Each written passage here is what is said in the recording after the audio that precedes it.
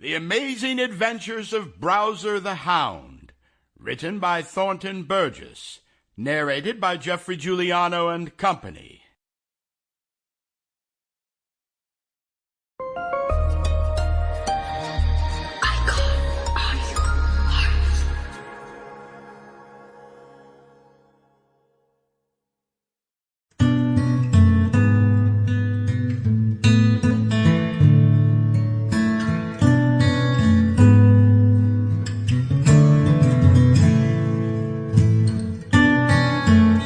Hello, I'm author-actor Geoffrey Giuliano, and I am indeed very proud to present to you now one of classical literature's most iconic tales.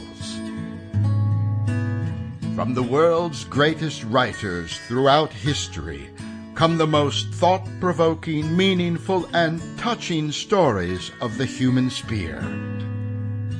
So welcome to a world of artful storytelling from the masters of their craft.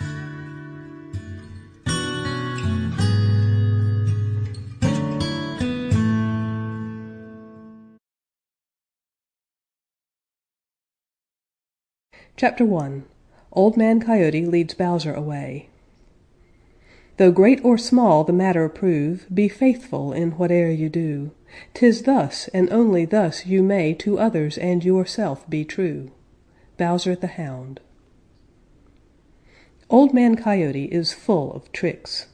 People with such clever wits as his usually are full of tricks.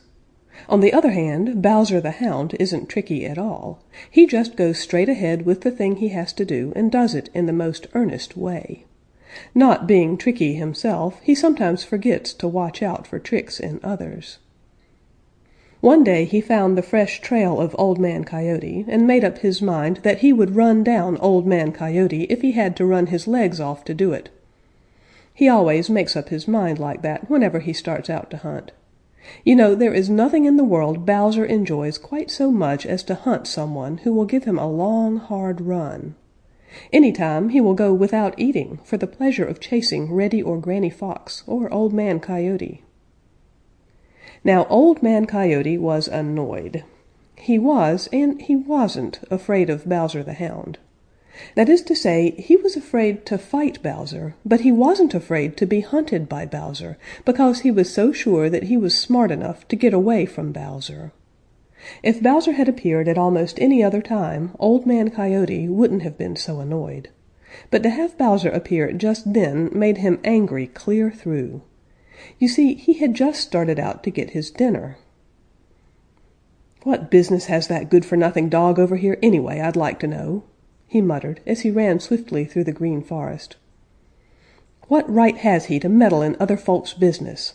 I'll just teach that fellow a lesson, that's what I'll do. I'll teach him that he can't interfere with me and not be sorry for it." So Old Man Coyote ran and ran and ran, and never once did he try to break his trail. In fact, he took pains to leave a trail that Bowser could follow easily. After him Bowser ran and ran and ran, and all the time his great voice rang out joyously. This was the kind of a hunt he loved. Out of the Green Forest into the Old Pasture Old Man Coyote led Bowser the Hound. Across the Old Pasture and out on the other side they raced. Farther and farther away from home Old Man Coyote led Bowser the Hound. Instead of circling back as usual, he kept on. Bowser kept on after him.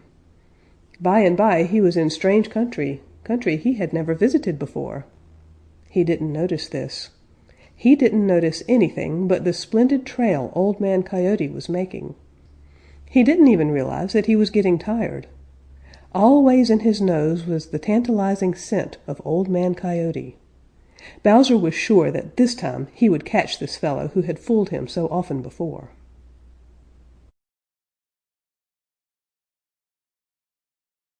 Chapter 2. Old Man Coyote Plays a Trick. Of people who play tricks beware, lest they may get you in a snare. You cannot trust them, so watch out whenever one may be about. Bowser the Hound. There is such a thing as being too much interested in the thing you are doing. That is the way accidents Sample complete. Ready to continue?